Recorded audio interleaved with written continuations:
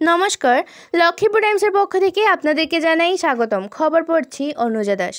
পয়লাপুল থেকে এক যুবতী নিখোঁজ যুবতীর নাম রেশমা খাতুন, বয়স 18 বছর।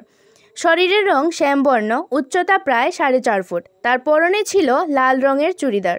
গত 7 নভেম্বর বেলা 11টায় পয়লাপুল বাজারে যাওয়ার কথা বলে বাড়ি থেকে বের হয়, কিন্তু দীর্ঘ সময় পার হওয়ার পরও সে বাড়িতে না ফেরায় পরিবারের লোকজন তার খোঁজ খবর করেও তাকে পাননি। পরে যুবতীর পিতা মোহাম্মদ জুলহাস লক্ষ্মীপুর থানায় নিখোঁজ সংক্রান্ত এক এজাহার দায়ের করেন। যদি কেউ তার সন্ধান পেয়ে থাকেন তাহলে 8822071369 এই নম্বরে যোগাযোগ করতে পরিবারের পক্ষ থেকে বলা হয়েছে।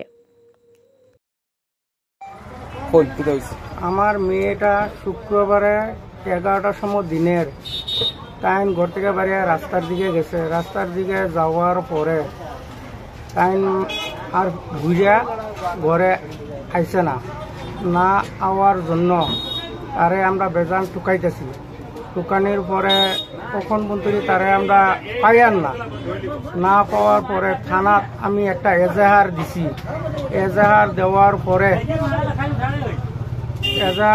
পরে আমি দিছি।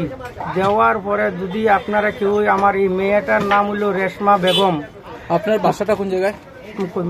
আমার বাসাটা হইল নগাঁও ডিস্ট্রিক্ট, রূপই হাট থানা, রূপই। এখানে কই থাকুন? এনে থাকি চাঁদপুর পয়লাপুরের ভিতরে। আমরা কাজ কাম করিয়া খাই। আচ্ছা আচ্ছা। মেয়েটার বয়স কত? মেয়েটার বয়স 18 চলে, রাইডিং। মেয়েটার আজকে কতদিন ওর পাওয়া যাবে? মেয়েটা আজকে শুক্রবারে থেকে টুকায় আজকে বুধবার পর্যন্ত আমরা এখন পর্যন্ত পাই আর না। এটার জন্য আমি একটু ভিডিও মোবাইলও দিছি আর কি। যদি আপনারা কেউ পাইয়া থাকুন লগে আমি স্ক্রিনের নম্বরটা দেওয়া দিতেছি, আপনারা যোগাযোগ করে আমার অল্প জানাবেন আর কি। নাম্বারটা 8822071369। আপনার নামটা কি? আমার নাম মোহাম্মদ জুলহাস আলী।